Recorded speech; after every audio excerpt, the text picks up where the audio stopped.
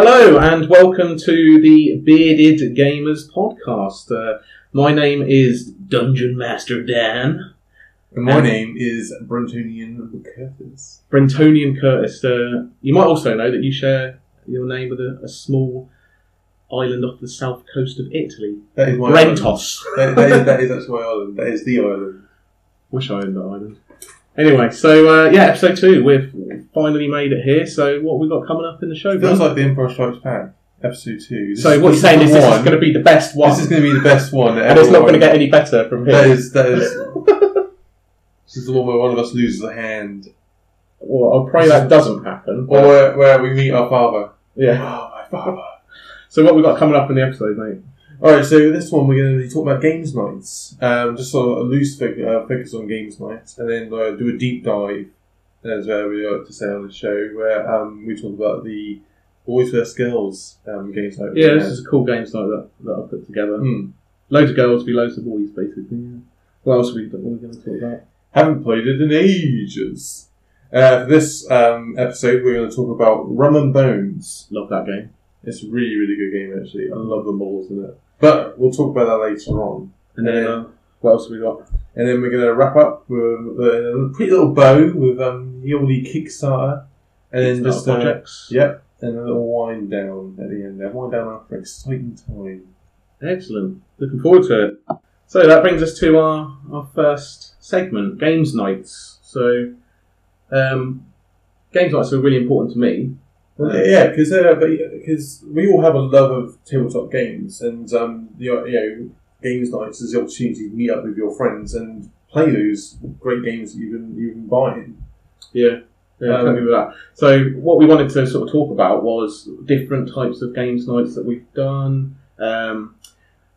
sort of different themed games nights. Yeah. I mean, the main games night that we have is we try and make it every Tuesday, don't we? Yeah, it's essentially every Tuesday we meet up, and there's 5 of us. It's me, Brent, our mate Lance, Dirty Bambino, John the Elder. He's still under John Elder on my phone. John Elder? Yeah. What, from when we used to play 40k? Yeah, from when we used to play 40k. And we still do play 40k, by the way. Yeah. Just not as much. Yeah. And who's the other guy? I never remember Never his turns name. up. Never turns up, yeah. No, Roger, a good friend of mine, actually, yeah. So yeah, my mate Roger, we're all buddies, we've known each other for a long time, and we love to get together and mostly play, whenever it's all 5 of us, do like a campaign-based game, or normally a miniatures game, or some sort of campaign. So last episode we talked about Imperial Assault, and how we've got a sort of long-running campaign of that going. We're actually in the second campaign we've done of that because we like it so much. Yeah, because the idea is that when we're all together, we can play these big campaign games because obviously we're all there. But when we're not all there, the idea we can play these sort of smaller games. So we can play like things like Alien vs Predator or like Necromunda or things that like don't require so many people to be there. You can play one games. We've done ABP, Rum and Bones, Rumble Slam. All sorts of other games, Gaslands as well. We should talk about that at some point. Yes, that is brilliant. That's a really good game. It's a cheap as well, actually. But we do that every Tuesday. So that's the sort of one type of games night. Is when you're sort of just getting together with your buddies. We used to do it at Lance's house because he has a really big living room and a massive table, so we can all fit around it.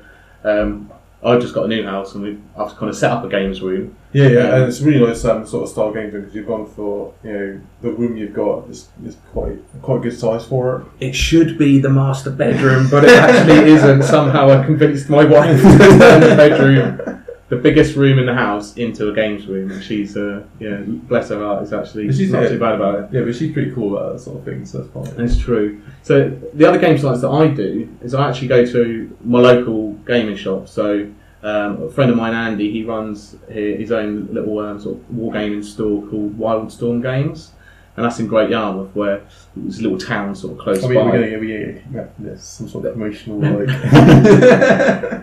Yeah, some slow. No, that's not how it works. But no, I go down there on a Thursday night. There are, in the past I've been to Games Workshop's nights. Yeah, I used to come to when you used to work at Games Workshop in Staines. I used to come down there. Yeah, and that was really good fun as well. Obviously, that was exclusively Games Workshop games. So, but when we were heavily into 40k back then, and fantasy. Yeah. That's how we got into it, isn't it? And also, like the other style of games night is ones where we have we've had our partners come along. So we've had boys versus girls. Yeah, big games night. So these are like essentially like big groups of people. Yeah, so there'll be people which you can bring in that are maybe not big gamers. So sort of new to games. Yeah, it's a good way of introducing people to games. Yeah, definitely. That you can introduce them to lighter games. I find like some people are better at sort of getting involved in those games if there's a big group of people, so feel more comfortable, as it were. So we recently did a boys versus girls games night. So it was essentially us. Well, there was 8 of us this time. Yeah. So it was me and my wife, you and Rach. Our mate Sterling Bambino, as we mentioned, Lance and his Mrs. Sam. And then we had John and his wife Rach. So we all got together to play some larger, more player count games, didn't we? Yeah. So what did we play? What did we start off with? So we started off with Uno. Uno, yes. Uno. A classic game. I know it's very, very different from the other games we've mentioned on our podcast, like Imperial Assault and stuff like that. But the benefit of those style of games is that they're games which you can play with people who aren't big gamers. They're very easy to pick up and very sort of fun and simple fast. card games. But it soon became quite clear that your Mrs. Rage is somehow some sort of Uno guru. It's amazing at this game. Yeah, I was like, surely she can't win again. She seems to get the cards that she needs like all the time. The count soon went up. The girls were like winning. It was like 10-0 or something like that. We haven't won like a single game as the lads. So I'll just point out the concept of this night was that we were going to tally up. Yeah. If a girl won a game or a boy won a game, we'd tally up the scores at the end to see who was the ultimate sex, girls or boys. Although obviously, most of the girls had played some games, but not a. Well, their partners are gamers, so they are aware of like a lot of the games and have played. Those nights where we're like, play a game with me. I want to try out a new game. You have to play with me to know what it plays. I've done that several times. My wife has been like, "Sure, I'll play a game." Yeah, no idea what she's doing, but it was. But I think that's the good thing about partners. Like they are generally, quite accepting. They're willing to play the games that we play. Yeah, and it's just a good night. So we did also before we started gaming, or actually sort of during Uno. Actually, we actually went and got fish and chips for everybody, so it became a night, like it was a whole evening of fun. So that's where our score dipped on that night. Our score dipped because we were playing Uno, because we were waiting for you guys to come back. We played so many games of Uno, which Rachel... Oh, so 2 of the blokes went to get the fish and chips, which meant the rest of the guys played, 2-man down. 2-man down. And who went? I think it was me and John. So it was just me and Lance. So it's your fault. That's what you're saying. It's your fault that we lost all those games. No, the problem is that I invited Rachel, who's the queen of Uno. That's the problem when that happens. If we had, did you know that? No, I didn't know before that. we started. But then since then, I've actually found Uno. I was online for a penny. I can't remember for a penny. That's ridiculous. But then again, it's really a penny. But hey ho. Yeah, so since I bought it because Rachel loves the game so much, but well, because she wins constantly. Because she wins it. Yeah, so I mean that was our kind of little gateway game, wasn't it? That was something to get everybody involved. Yeah. The idea was we would play like a few games that involved everybody, but also because we wanted to do girls v boys, there were some games that we wanted to do were team-based games. So we'd have all the girls versus all the boys. Yeah. And I was sort of organising it, even though it was done at Lance's house, because he has a big, like I say, a big living room. He's got that sort of like big area that you can do that in. Plus, I didn't want all those fucking fish and chip wrappers around. Bless him, he tidied all that up afterwards. But yeah, it was actually quite tricky to find games that were sort of tailored to that amount of players and were also team based. So since then, I've actually looked around. So there are quite a few games that accommodate a lot of people. I found one online which accommodates, I think it's like 35 people. It's called The Village. But I'll talk about that. Yeah. If you want to talk about max player counts, you want Ultimate Werewolf. That is, I think, 5 to 68 players. Yeah, that's another version of that game. Oh yeah, The Village. Yeah. So the second game that we played was Codenames. Codenames. I've actually since bought this game, and I took it to Centre Parks recently, and I played it with my family. And my family. How did you get on with that? Did they like it? Yeah. Well, that's the thing about Codenames. So, should we just briefly talk about Codenames? Yeah. So anyone who doesn't know, I think most people do know about it. I think it won Spiel des Jahres, so it's a very popular game. There's actually a couple of versions out now. There's like loads of versions of it. Version. We're just talking about the original version. So that's the one that because it won the award, I wanted to find out more about it. So I thought, well, this is a perfect opportunity to get it and test it, with a big group of people. So was that the first time you actually played it then? That game? Yeah, that was the first time. I literally bought it that day. Okay, fair enough. I was like, what's good? I went to the game shop. I was like, I need a good game for, more people, team-based, one of the girls and boys, and the guy recommended a couple. The third game we played was one of them as well. I bought that day. So yeah, Codenames is kind of like the theme is spies and like you're trying to identify. But I think the thing is your team's like agents. Yeah. But I think also the thing is that the theme isn't actually that important to the game. No, because I found actually when I presented it to my family, I kind of like left a lot of that. I left a bit of that out because I knew that wasn't for the target audience I was playing with. That wasn't important to them. They just want to play like a good fun game. Well, it's essentially a word association game, isn't it? Yeah, effectively. So you've got a grid. I think it's like 4x4 of cards. Yeah. Which have words on them, and on the opposite side of these cards are either your team's colour or your opponent team's colour, isn't it? No. You've got the cards have got words on both sides. And you have a separate card, which you have is facing two members. So a member from each team goes up, and they've got a card in front of them, and on that card's got a grid, and it shows you where your agents are. So you both pick a colour, say blue and red, and on that card is two different colours and where those cards are, which is why it's in the grid. That's why it's got so much replayability, because your grid cards can change every game. You can even change the way that the grid is facing. So you can have a same card and just flip around like 45 degrees, and it completely changes the words. Right. So the colours aren't on the cards; they're on that one card, which shows you where your coloured cards are in the grid of whatever it is 4x4 words. Yeah. So the idea is you have one person as the team who's trying to pinpoint their agents to their other team members, but without giving away clues to where their opponent's team's ones are. So you might have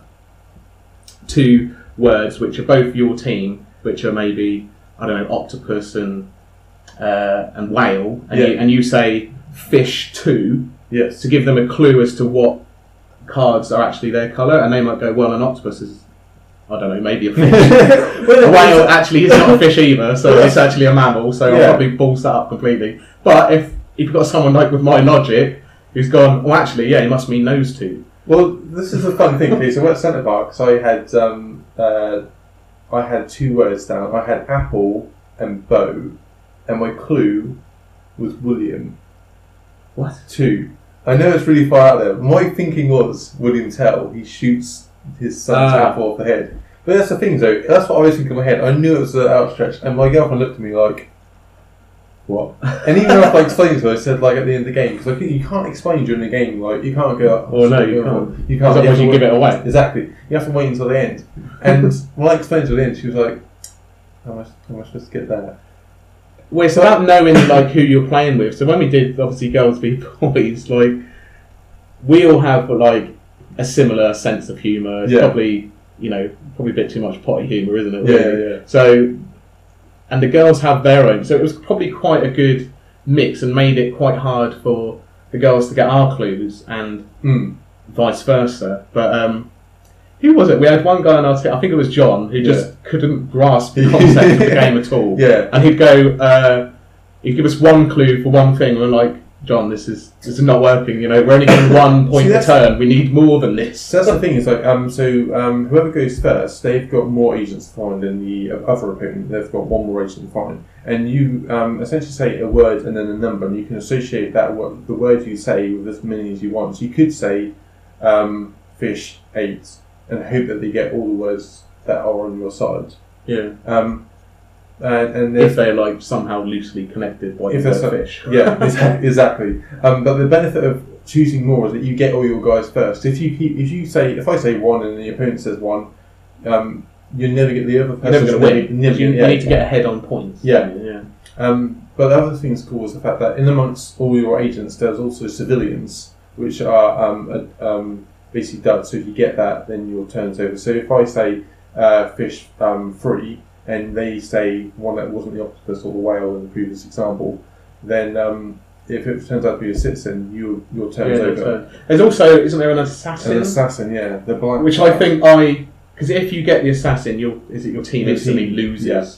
So I think if I remember on Girls and Boys Modes, there was one where there was Doctor. I had to get Doctor, and the assassin was like something very, very similar. Yeah.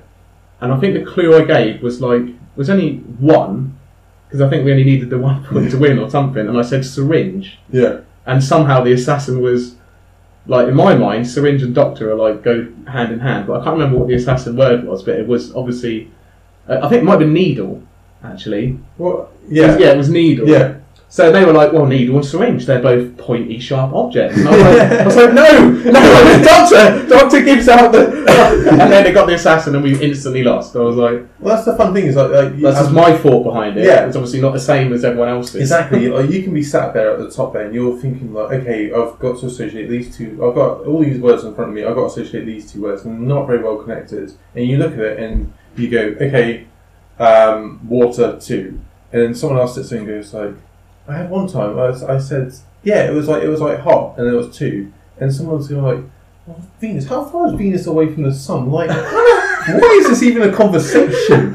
They think your connections of the words are so convoluted that they sort of go all out of the box to think of how could they possibly be connected? Well, they both breathe. They're both animals or whatever. See, this is the fun so thing. Loosely connected, it's untrue. The meta game I found underneath it is when it's not your team's go. If it's their team, you can sit there and go well, an eagle lives in America. America's quite hot. Maybe they're trying to say that. Oh, you mean try and put off? You try and put off. You give examples. I'm not sure if that's in the rules or implied that you should do so. That was the meta game when we were playing with my family. It's so Dad, that word kind of connects to it. That word would never be the same. Trying to put them off. Trying to put false thoughts in their heads. I think most of the guys found Codenames to be quite fun, with the exception of John, who just couldn't do it at all. But the girls were really good. Yeah. I think they won in the end. Or won. Yeah, I mean, pretty much girls. We've always noticed that the girls won. We are the gamers that play all the time, but I mean, we're playing different games that we don't normally play. We're probably good at miniatures-based war games, but not. But it's the fun of the card games or it's the fun of the word association games. Yeah, yeah. So we've had fish and chips. We've had loads of games of Uno. Yeah. We've played quite a few games of Codenames as well. By this point, it was actually getting a little bit later, wasn't it? Mm. The plan was to play quite a few more, and then we were gonna. My plan was to end on a game of Formula D, which is up to 10 players, but it's essentially like a racing game where you're Formula 1 cars going around the track. So the idea was whoever had the most points would get a better starting grid position, and that'd be a cool end game. So over the night, if your team got a point, then it would. So we have a scoreboard on the board. So you if you're doing Codenames, if the girls won, they'd each get a point. If the boys won, they'd each get a point. If we played Uno, individual people would get points, and you said, if it was a girl, they'd get a point on their track. If it was a boy, and then at the end of the night, the idea was whoever had the most points, they'd start on first, and then obviously go down from that, and then we play this racing game, and obviously it would then it would then mean give them a better chance to win the last game. Essentially, is what it was. But unfortunately, we were having so much fun playing Codenames and our third game, which was Resistance. That was a fun game, actually. Which we'll talk about as well. But we actually ran out of time and didn't get a chance to do the Formula D. But we're going to do another Girls v Boys night at some point soon as well, and sort of continue the scores, as it were. Okay. Because I've got a whiteboard up in my games room now, so I can actually sort of keep track of stuff and log scores and all that sort of thing. So at the moment, it's got our Imperial Assault campaign, and also our upcoming Rumble Slam League, things like that. The third game we played, Resistance. Now, there's a few versions of this game out, but we've sort of played the original I a couple of versions of it. Yeah, there's a Knights of the Round Table medieval version. There's a few expansions and stuff for it, but we played the original Resistance, and we've played it quite a few times with lots of different people, and it's always a blast. Yeah, absolutely love this game. So is this the one where I'm trying to remember? Is this the one where so you got spies? Yeah, that's it. So out of all the players, so we dish out cards, and you're either a spy or you're a member of the Resistance. Yeah. So it is a team-based game, but you can't say all the girls are the spies. Obviously, no. The idea is you're trying to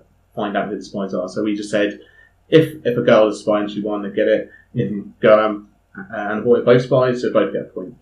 So yeah, you're either loyal or you're not, and each round of the game, there's 5 rounds in total. You have to nominate a team to go out on a mission, and the amount of players on that mission is dependent on the round. Yeah. So the first round is 2 people. Yeah. Someone picks 2 people to go out on this mission, and at that point at the start of the game, you don't have any information to work out who the spies are. So you'll give those 2 people a card that says success or failure when they're on the mission. If you're loyal, you have to pick success, and if you're a spy, you can put failure. So obviously, if those 2 people go out and a failure comes back, the rest of the guys know that one of those 2 people is a spy. So only an idiot spy would actually give that information away on the first turn. And then the rounds escalate, the number of players goes up, but each time you have to nominate the team. So there's a leader. You have to group decide who goes out on a mission. So that also sort of gives out clues and information about who a spy might be if they maybe approve or deny different teams to go out on the mission. So when at the start of the game, when you're giving out your cards, what you do is you give out your cards, and then everyone has to close their eyes, but the 2 spies can actually open their eyes, so they know who each other are. Yeah, so otherwise it'd be really hard. Yeah, exactly. But what's actually quite cool about that, then you can bounce off each other. So because you both know who each other are, when you all come to that group discussion, you can go well, Lance is the enemy. Oh yeah, Lance totally. So you're pointing. So even if your buddy is a spy, you're saying, well, he's blaming the spy. You're actually putting the blame on one of the spies. Because ideally, so you go away sort of scot-free. Yeah, because ideally, on the second round, when it's 3 people, the 2 spies want to be in there, and only one of them put it in, and then blame it on the other person who wasn't the spy. You have to sort of sow seeds of doubt within your mates. Essentially, what you're doing is lying through your teeth at each other, and it is hilarious to play this game with your partners. Yeah. I always, no matter what I'm doing, if I'm loyal or not, I always get accused of being the spy. Every single time we play this, they're like, well, you're blatantly the spy. Always the spy. Maybe that says something about my character, I don't know, but always I'm the spy. But my wife she's really good at lying. There was a couple of games that night where I was convinced my wife was loyal. She was on my side, and then it comes round to the end and she's like, ha! I was a spy in your face. And I'm like, you're supposed to be the love of my life. Just lying at me. But I mean, that's the point of the game. Yeah. No, it is a really, really fun game. Really, and again, it's a simple game that to people who aren't gamers, you can go quickly explain what the rules are. And they take 5 minutes, and you can quickly play a game as well to show them the games take minutes. Which has been a benefit of these style games with that style of night is that you don't. If you play traditional, let's say Warhammer 5th edition, and you go, okay, let's play a game. Here's a rulebook. Fun. Yeah, that's ridiculous. Do you know what I mean? With those sort of games, you can explain it in 5 minutes. You can play a game in. Well, I needed to be able to, because some of the girls hadn't really played. So Lance's girlfriend Sam, she hadn't really played any games at all. Yeah. So, and that was the first night as well that she'd sort of come out with all of us. So she was meeting everyone for the first time as well. So there must have been a lot of pressure on her. But she had a great time. Afterwards, she said, she really enjoyed the games. And that's why I love doing things like that. I just love, I'm not the sort of person who get home from work and sit in front of the telly. I'd rather sit down and play a game with my wife. If I can play a game with a bunch of my mates, even better. Yeah. So 2 nights a week. Tuesday, you guys come round. Thursday, I'm down the gaming club. And the weekend, if we can do girls v boys and stuff like that, I'm all for that. It's tricky sometimes to get everyone together. A couple of the guys have kids, so those sort of these sort of games nights sort of are should be more often, but we sort of do them every few months maybe. I want to do another one. I think it was good fun. You want to do one here, don't you? We'll do. Well, I've got 6 sort of spaces. It'd be ideal to have more space, I think, to do a sort of girls v boys sort of night like that. Well, but actually, you can always set the table downstairs, can you? Yeah, I could always take the table downstairs. That's true. So yeah, that games night I think was really good fun. We had an absolute blast. So that's one type of games night that we've done. Actually, just going to quickly sort of tell you about a games night that I've done with other groups of friends in the past. So where I used to live down in London in Ashford, we had quite a big living room down there, and when I was sort of first getting into sort of heavily into board games, I was sort of trying to design all these cool games nights that we can do. And one of my favourite ones that we've done, and I've done a few times, is Ticket to Ride night. Yeah. So everyone loves Ticket to Ride. It's a great gateway game. So already you've got a game that everyone can get into quite easily. So I actually did this for my birthday as well. So this is before I'd moved up here and we got our games night going. Yeah. So the idea was, in Ticket to Ride, you're obviously trying to build train lines between city destinations on a map of America, and there's other versions. You've got Asia, Europe. There's a lot of expansions. Yeah, there's a lot of expansions for it, but the game's the same pretty much regardless. And you get tickets with cities on which you're trying to connect during the game. So what we did was we had all couples, and I actually sent out in the post the tickets, 2 tickets from each of the different games. So we had, because I had quite a few people coming, I bet it was maybe 12. Yeah. So I separated them into 3 games. We had Ticket to Ride Classic America, Ticket to Ride Europe, and Ticket to Ride Asia. Yeah. So I'd sent out these random tickets, which they would have in the game, and they had the cities on them. And the idea was that they would bake, make, cook some sort of main course or dessert from these cities that they'd got from their tickets. Okay, so essentially what it turned out to be was like an awesome world food buffet. It's like all these different couples had cooked all this amazing food. We all bought it together. Yeah. We shared all the food out. People said, where they got inspiration from. So we had some of the Americas. We had maple cured bacon wrapped chicken. In Asia, we had all sorts of rice dishes and lovely Thai curries and stuff like that. And everyone sort of did a normal sized portion. So you got a nice amount of each person's food. Yeah. I think we had I think we did jambalaya or something like that. Me and Shab did. Sounds nice. It was pretty good. So you got to try all this amazing food, and then what we did, we sat down and we played Ticket to Ride in each of those games. So each of the 3 games, all the people sat around and played their game with their tickets. See, you've got the anniversary edition, which has got the proper... That's got the big one, yeah. I do have that, but I think at the time I didn't have it. Okay. So we were playing just with the normal game. And we gave out bonus points for how good your food was. Yeah. So that added to your total Ticket to Ride score at the end of the game. Okay, yeah. So then we had a winning couple at the end of the game for the total of their points in the game plus the total of the points that they got from the food. Oh wow, okay. Yeah, so that was a whole evening of awesome food, awesome games, awesome company. Some of my best friends from down in Ashford who I miss a lot. They're great guys. So that was huge amounts of fun. And I've done other themed games nights as well, horror themed ones, zombie themed one, the pirate one. We'll talk about another time probably. But those are the sort of games nights that you can put together, and they're quite easy to do. I mean, what you've done there is a very simple concept. You've essentially based the night off of a board game, and then you can got food around it as well, and that was a sort of nice sort of birthday celebration. And also, you could do other themes. So if you did say a pirate game, you could just play 2 different style pirate games, and sort of play them in conjunction with each other. Well, that's what I did. It turned out to be quite a drunken pirate night. There was lots of rum involved, but. So that was the sort of big group games nights. Yes, and obviously we then, as we talked about previously, we do games on a Tuesday where we get together with our friends and we play games which you say friends. More sort of enemies. No, we get together and we play games which I suppose are more focused games. We all tend to like miniature games and these big sprawling campaign games. So that gives us a chance to do these ones where every week we meet up. And we play a campaign which should last. Any sort of game where there's an ongoing story with character progression. Yeah. Progression. Progression. I should say. Progression. Yeah. Weird. Anyway, yeah. So that's the sort of games that we really enjoy on those games nights. So when there's all 5 of us, we've done. We're sort of midway through a Kingdom Death campaign. We're midway through an Imperial Assault campaign.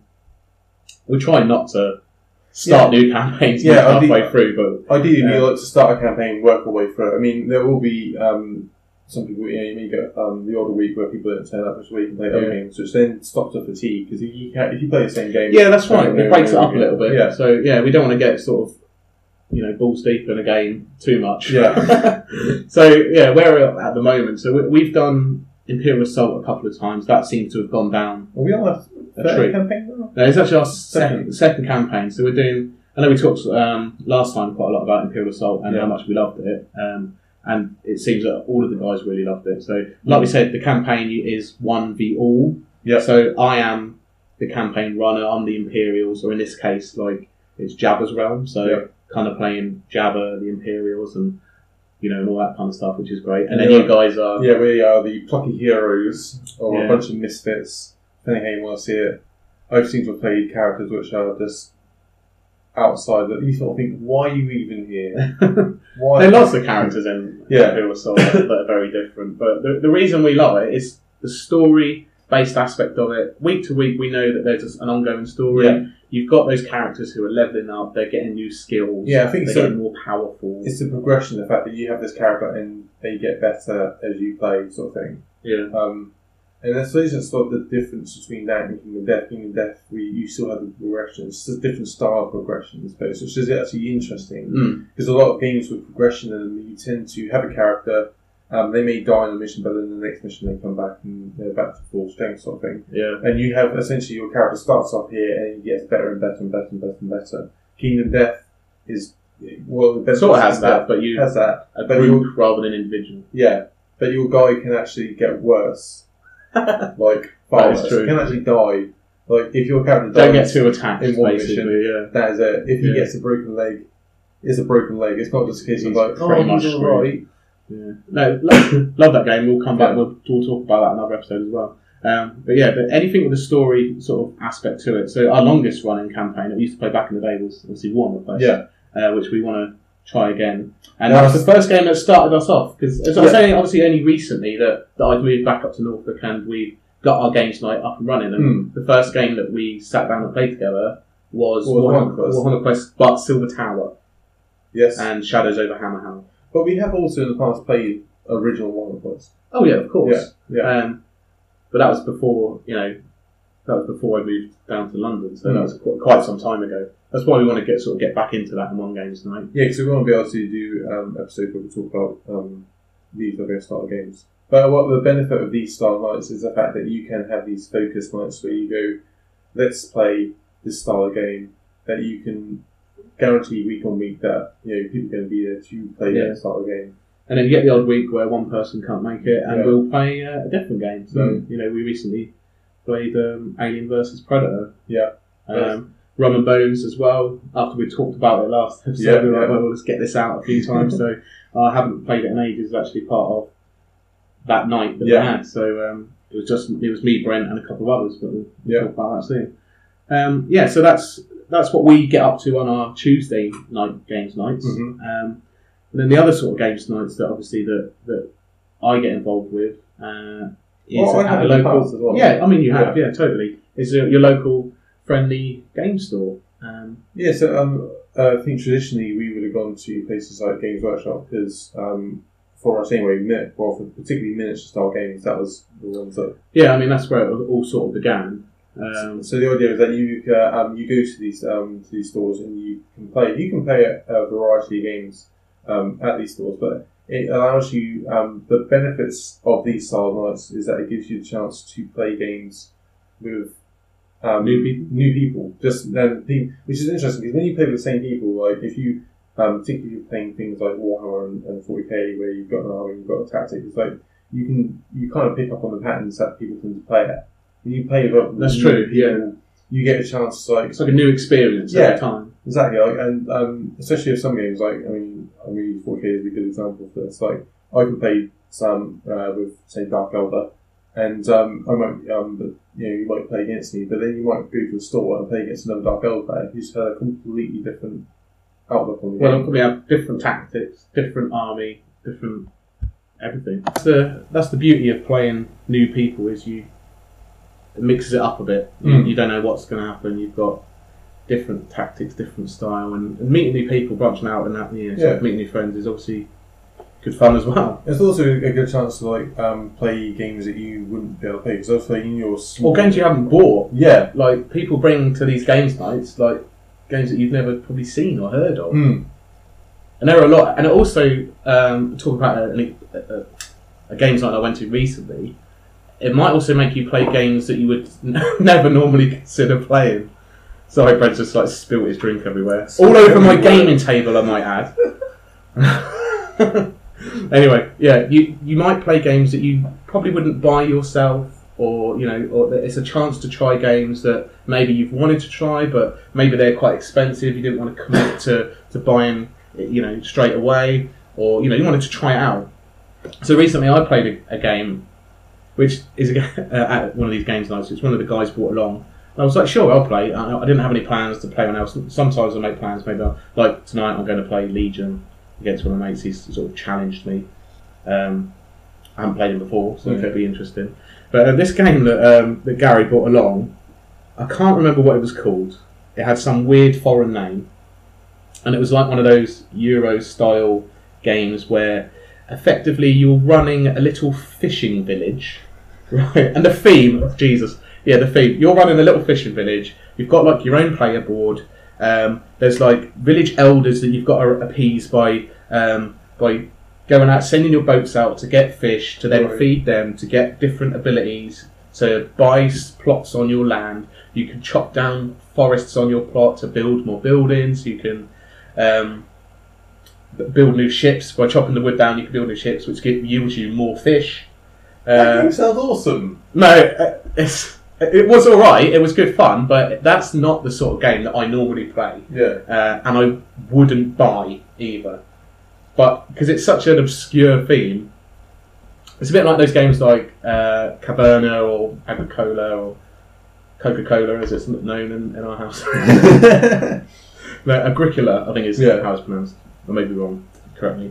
But those kind of worker placement, farming sort of Euro-style games is not normally what I play. That's a bit out of my ball game comfort zone. They're the kind of games that I like. They're the kind of games that my partner Rachel basically she plays them on her phone. Yeah. So they're kind of ball games that. So they're like phone app versions of ball games. Yeah. Yeah. I've seen a few of those. This game was a bit odd. It's not the sort of game I would normally play. Well, but phone app ball games. That's how when me and Rachel first got together. We lived.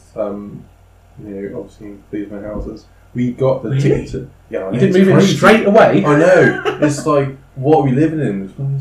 Anyway, we had the Ticket to Ride app, and we played that, online. Yeah, that was really cool. Yeah. Well, Ticket to Ride, bringing people together, like it should. So yeah, that's the beauty of your local friendly gaming store games nights. You can play games that you might not have played before, try games out that you haven't bought, or you're thinking of buying stuff like that. Getting out there. Yeah, I've met loads of new people. I mean, that's how most of my friends. That's how I met them. Is through Boardgames. Yeah. That's how we met. No, we met at college, but through our love of Warhammer. Actually, all right, we met each other at college, but through our love. We were in the same classroom. But yeah, it wasn't until we found out we both were massive nerds and geeks and loved Warhammer that we became buddies, pals, friends, whatever. Anyway, so yeah, games nights. That's all my thoughts on games nights. Yeah. I mean, it's something we can probably go back to. That is a sort of different styles. Love games nights. Absolutely love it. Yeah, it's snacks. We didn't mention snacks at games nights. Are amazing. Yeah, snacks are awesome, but I don't like having snacks on my gaming table. Particularly things like fucking Wotsits or something with or Doritos with cheesy Doritos where you get that horrible oily. Don't touch my models when you've had that, please. That is the thing. Or chicken, KFC chicken is, what we normally eat. This is something my family like, because my family so they're not gamers. They don't understand the value I put on card protectors. I love card protectors. No, very important. I will put every time I buy a game, first thing I do is put all the cards in the sleeves, and my girlfriend will sit there and count them individually. Yeah. 1, 2, 3. How many cards are in this? How many sleeves do I need? I break it down. I go, right, okay, so this is player one's cards. I count them. I put little things at the front of it to tell you how much cards are in each sleeve. That's pathetic and sad. No, I do that as well. It is important to protect your games, because crumbs and shit get everywhere. Because the way I look at it is, when you put them in sleeves, the last time you play the game will be the exact same as the first time you played that game. Well, they don't stop someone folding them in half. No, but like, I'm going to do that for your class now, just to what are you doing? What are you doing? No, but like that, the first games like I mentioned, we all had fish and chips games nights with us buddies. We normally there's an awesome takeaway just down the round the bend from where we live, called the Olive Tree, which do like amazing like DFC or say like KFC, I worry that people will be able EFC, you know, something fried chicken. I worry that people will be able to find you based off of that. Yeah, but it's important, and they're also at your friendly local game shops. Like, I mean, a lot of them do snacks and stuff, and it's good to have snacks while you eat. I just wanted to mention that because we love snacks. Anyway, so that brings us to the end of our sort of focus section on games nights. So you enjoyed that, and maybe give you some ideas to take away and sort of try yourself. Or even maybe just explore outside of your initial group as well. Go and meet. There's actually Facebook groups as well. Yeah. Like I've seen, and near us there's a Norwich Boardgames Facebook group, and they actually meet up. I haven't met up with them yet, but you know, that's an opportunity to meet new people and try new games. So encourage you to get out there, see what's in your local community, and have fun playing games. Play more games. Play more games. That is the key message. Anyway, so it comes on to our recurring feature through our podcast, which is haven't played it in ages.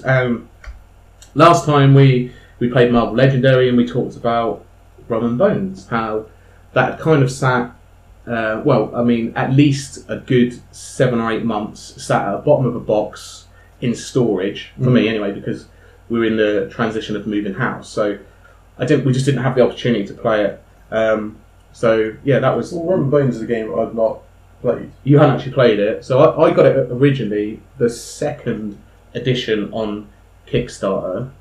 So this was like a new box set they brought out. I actually had the original set, but it wasn't from the Kickstarter, so I didn't get all of the cool extra shit that you get through Kickstarter. But the second edition I did. So I ended up with a metric fuck ton of Call Me or Not models. There's a lot of models that come with that. I mean, oh my god, so much. How many models does each faction have? Probably too many. Too many to paint. It's a really good fun game. So we were like, let's crack this out. I haven't played it in ages. You haven't played it at all. So actually came to one of our games nights, you know, just the 5 of us, but one of us wasn't available. Lo and behold, Roger. Too busy off seeing his lady friends or something. Anyway, so we thought let's do Rum and Bones. You can set the game up, so it's quite flexible with player count. So we did a 2v2 game. Yeah.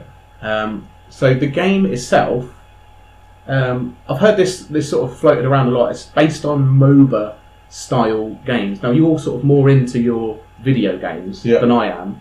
But apparently a MOBA style game is I think it's massively online battle arena or something like that. There's a whole collection of video games that are of this style, and apparently Rum and Bones is sort of takes that essential style and has tried to make it into a board game. Yeah, I know the style games to talk about. I can't think of any titles off the head. They're not games that I've played, but I'm I think they're sort of more PC games. Yeah, whereas, you know, we've sort of played Xbox games in the past, haven't we? So it's essentially a pirate-themed game where you have heroes which you sort of directly control. Yeah. And then a whole selection of your crew, which are kind of you can point in the right direction, but are not under your direct control. Yeah. So they're basically like a swarm of creatures. So like you have your individual characters which you control, and you determine what they want to do. The rest of them is just a swarm of countless pirates. Yeah, you've got crew and bosuns who are like a sort of better version of the. But the idea is you've got the boards are actually the ships. And they're actually quite cool because like it's not so when you play a game, it's not just a case of like, hey, this is my ship and it looks exactly the same as your ship. The ships different factions have different ships. Yeah, and also different styles of ships. So like different size ships. So like the Orcs, I think the Chinese, they have small. Like, they'll have 3 ships, but they're smaller. Yeah. Whereas like the Spanish have like 1 big ship. Yeah, and we played from the 2nd edition base set, I think, which was what did we? No, we had the undead versus the mercenaries. So it was me and John versus you and Lance, and you were playing the undead, which are from the first set actually. Yeah. So they had 1 big ship, and then we were playing like the Wellsport Brotherhood. Although we'd chosen to take like mercenaries from some of the expansions, that's the idea. You can make up your own hero crew if you want. Yeah, so each faction has like essentially 5 characters. So 5 characters. Yeah, it breaks down to there's a captain. Yeah. Quartermaster, swashbuckler, gunner, and no, captain, quartermaster, swashbuckler, gunner, something else. Anyway, there's a fifth. There's a 5th class, and you can choose 2 heroes. Yeah, on the board at any one time, but you can switch them out, I think, sometimes as well. So you guys had undead, which were horrifically hard to clear off the board, and you kill a load, and then somehow they'd pop back up again. Yeah. So with the ships, you've got objectives, and the idea is you've got to destroy the enemy ship's objectives to win the game. So it's the first to X amount of points wins. Yeah, but you have a victory score, so you can score victories, like Dan says, by destroying. Essentially, like key points of the ship, so the mast. You've got cabins, the captain's treasure. Yeah, it's one of them. You've got the armory, and what's the other one that gives the bosun's bonus? I think it's the armory. There's also the cannon stock of those as well. Which you can, the rigging, which you can destroy. So they give you big points. So you also get smaller points, 50 points for killing other heroes or. Taking enemy heroes out of action. Taking enemy heroes out of actions, or fighting the sea monsters that come up from the depths. Oh, the sea monsters are awesome, yeah. So as well as having the models and the miniatures that you're controlling through alternate activation, so we talked recently about how we like dice and card games, and this is miniatures, dice and cards, which is kind of like perfect. It is. It's very, very fun, but you have a deck of cards as well that are themed to your deck. Yeah, to your faction. Yeah, so there are some like common cards amongst all the factions. There are some like Rum, and Bones, funny enough. But there are also like cards that are dedicated to your team, which will reflect the way that team works. Like yours, bring whenever a bunch of crew die, you can go. Actually, they're not. They're undead. So what is dead cannot die. Or like the French faction, a lot of their characters are very good at swinging across the rigging, and they tend to have cards which give them bonuses to that, or allow them to go further as well. Yeah, it's true. So the Orcs one is all about sort of pushing yourself to the limit. Yeah. All combat sort of based.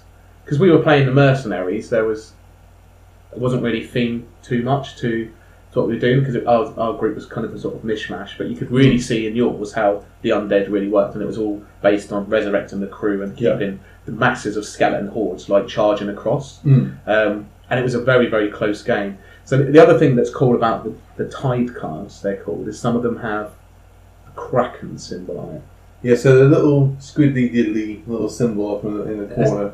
It's like a little octopus type thing, isn't it? A little symbol. And so they tend to give you a bit better boost, a big buff to your team, but it draws the Kraken one step closer. So every time you play one, it may have like 1, 2, or 3 Kraken points, and if you get at the end of every round you roll 2d6, and if you roll less than the Kraken pool, then the Kraken comes out. And the Kraken is bad news for everybody. Although if you've got more Kraken points, you are even more fucked. If you've got more Kraken points, the Kraken is after you, and it will attack. And he just smashes up through between your ships. Yeah, so you can smash it and attack everyone around you. So to give you an idea of like, a bit more of what the board looks like, you've got two ships that have they're side to side, and there's a boarding plank in between. So you've got like a couple of spaces on the boarding to charge plank. across. Yeah, and in between, if you've got two ships that have equal sort of length, it comes up right between the middle, and the card and the model. In the game, it comes with just a card, but with a Kickstarter, you got I got a model for the. It comes with the an additional model, which looks really, really cool. But because he's in the middle of everything, you just can't get away from it. So he just smashes everything up. Yeah.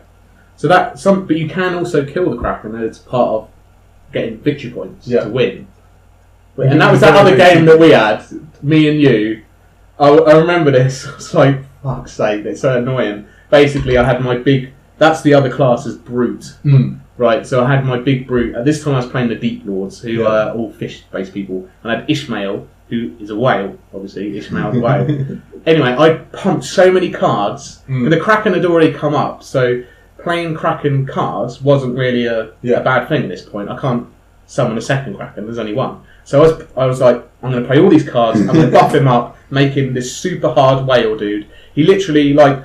It's so cinematic, this game as well. He like swang across the rigging, across the ship, to the other side, to your ship, I think, came crashing down next to the Kraken. I was like, right, I'm pumping all of my attacks into taking this Kraken out. When he does a rigging swing, he does like a belly flop fling, where he's just this massive whale crushes on top of you. So he'd done damage that way. He then has a massive spear and all sorts. He done all this massive damage to the Kraken, leaving it on one wound. I cheekily one bloody wound there, and just went, I'll have that. Was it your gunner? Your gunner just went. Took out the Kraken and won the game. Because it was, I think at that point it was 7-all, and he needed like 1 point to win. So I was like, if I can take the Kraken out, I'll win. Yeah. And then I'm just thinking, like, well, if Dan takes the Kraken down, I was finish it off. You son of a bitch. If he fails, I win. That was a good game. That was a good game. But yeah, and it works really well 2v2 as well. Like, John and Lance loved it. Lance always plays undead if he can in any game, any sort of game we have. Like undead is thing. He's doing undead in Rumble Slam. Anything we do. Well, that's the thing. So when sorry to go off on a tangent here, but there was a time I used to play orcs as well. Yeah, orcs. Well, John's that person now. John always plays orcs. I convinced him to play mercenaries. But since then, like I've expanded that. I like to try different things. But now I find that you always play the fucking most obscure character you can think of, like Imperial Assault, where you had that woman alien who's like, you, why don't you shoot him? And like it makes the Imperials shoot themselves. I'm like, why are you listening to that fucking alien? It makes no sense, like thematically, because the Imperials, the Empire, they're like highly racist. They hate aliens. Why is a stormtrooper going to suddenly turn around and go, oh yeah, she's talking right. Maybe I should shoot my buddy over there. Bullshit that character was. Anyway, we're getting awesome. She was awesome. But also with Rum and Bones, you can you've got your characters and you got this swarm of critters that you can send out. Essentially, not critters, but they're crew. But your skeleton crew. Yeah, but you can also play like just your heroes, can't you, as well? Yeah, so we haven't actually tried this yet. We might do it next time. So it's like a pirate battle royale, essentially, where you all just pick one or two heroes, and you have like respawns. But the idea is you don't have all the crew or the Kraken or anything like that. You're just literally sort of swinging around a couple of pirate ships, shooting over here, swashbuckling over there, smashing stuff up, killing each other for points. Because the story behind it is that Davy Jones is missing. Yeah. So everyone's immortal because he's not collecting souls in the locker, sort of thing. So you can die and you come straight back. So it's all about getting the points. First Pirates of the Caribbean film, doesn't it? So well, essentially, here we are, two immortals fighting forever. Well, that's where they got the idea from, isn't it? So yeah, actually, that's what's quite cool. Like, when we do games nights, Dan's in his room. He's got the TV hooked up, so like we'll have music themed to the. That's a good point. Yeah, probably should have mentioned that in the games night thing. So we put pirate music on whilst we're playing Rum and Bones. And when we played Alien vs Predator, we had the Alien theme on. Yeah. And when we played Star Wars, we had Star Wars. Yeah, Pirate Assault, you got Star Wars on. Exactly. So that was, haven't played it in ages. Rum and Bones. Yeah, fun. Yeah, definitely. Highly recommend you give it a go.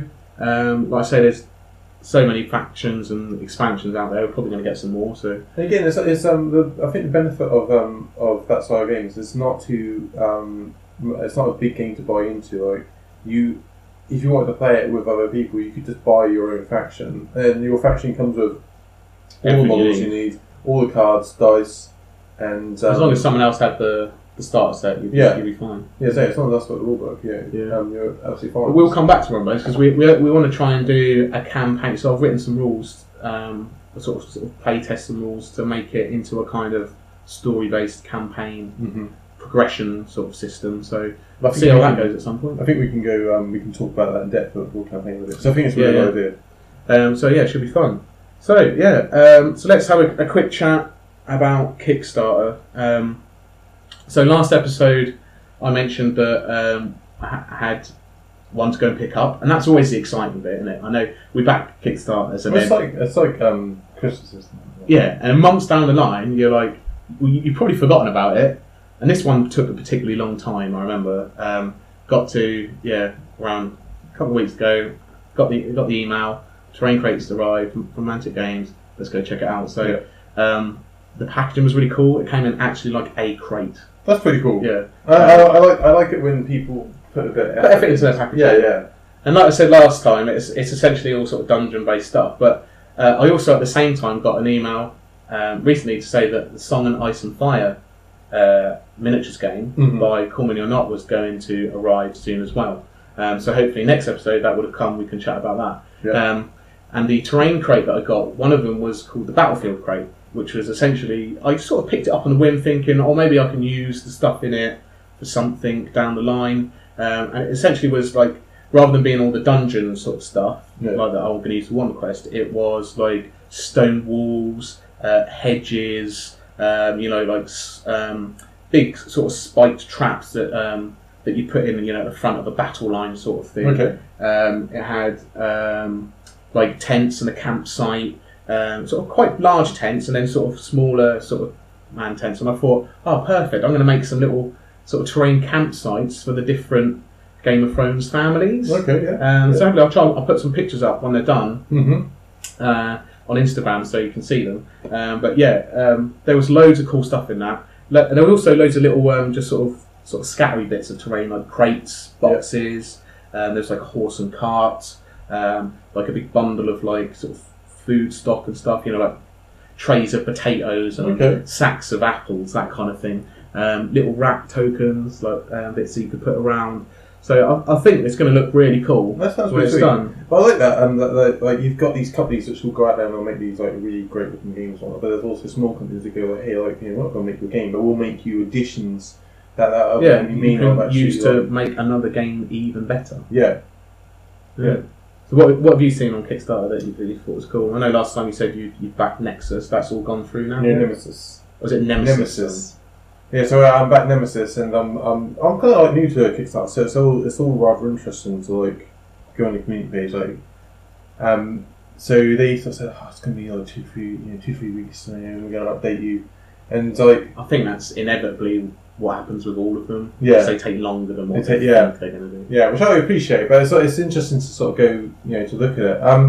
But one of the games that I it's finished now, but was 1347, which is like a Plague Doctor game. Again, it's not a game that I think you may or as they say on their video, what was it? The Black Plague. Black Plague. Obviously not British. The Black Plague. But the idea of this one is like there's a town which has been infected with the Black Plague, and you are different fractions of plague doctors who are going into town to cure them of plague, but also kind of spread it around. You want to keep the business going. Ah, I see. So the idea is that what you're supposed to do, you're going to go in there. Sneaky bastards. I know, aren't they? So you go in there. We can't. There's no money in this without plague. So yeah. So the idea is you want to go in there and you want to research ways of like curing the plague, but you also want to kind of keep it going to make sure the business keeps ticking in. Yeah. Cool. Yeah, but it looks like a really cool game. Like, so that's a competitive one where you're different doctors trying to do different things. With the plague. The Black Plague. Yeah, but that's one of the ones I'm looking for. I'm kind of like I'm kind of dipping my toe in the water with Kickstarter. I want to wait and a bit wait until someone comes through. They said September, I think they push I back mean, now, it is good fun. Like there are lots of cool stuff on there, and Yeah. I think it's good for those companies or those people who just want to get their cool idea off the ground. Yeah, And it's perfect for that. I like it because you don't have to pay straight away. You're like, Yeah. I'll just put in a bit of money, then it sort of ends next month. So I'm like, oh, that's fine. I don't have to pay for it next month. Yeah. That's all right. I don't have to think about it right now. I'll worry about it then. yeah. Because like with Kickstarter, you can, like when you think it actually comes up, they tend to run for about 30 days ish. Yeah, about a month. Innit? About a month, and so you can kind of like go, yeah, sure, I'll give you a quid, and as the campaign goes on, you can buy and put more money in, but you don't have to pay until the campaign ends. Yeah, and only if it gets funded. And only it gets funded, and then you can then go into Pledge Manager, you can put more money in, or you can allocate your funds into what you want back. And then months later, you've forgotten about it, and you get a magic email that says you've got a game arriving or something cool, and I'm like, yes, got a box to open. Which I got another. As well as Song of Ice and Fire, I actually got another email recently saying that the shipping at least started. Not to say that it's going to arrive, but I should this month get Teenage Mutant Ninja Turtles Munchkin. That sounds pretty cool. So yeah, and all the artwork and that looks insane. So, That's another game we should talk about. Munchkin's cool. I've bought a lot of Munchkin stuff. I've got loads of it. It's a pile of it. That's literally right next to me. I've even got like the boxes, the special boxes apparently. There's I think of Munchkin. There's like expansions, like even like little, like if you bought a T-shirt or the mask. I think even the expansions have their own expansions. Yeah, it's crazy. It's like a web of crazy Munchkinness. But yeah, Teenage Mutant Ninja Turtle Munchkin. Yeah, hopefully we'll be able to talk about that soon. But probably next week, I should have basically Game of Thrones Warhammer. Is essentially what it is. So we can talk about that. Yeah. Excellent. So, well, we've come up to another hour. Another hour has passed so quickly. We've talked about games night. Another hour with the bearded gamers. Yeah, and it's been great fun. Episode 2 complete. So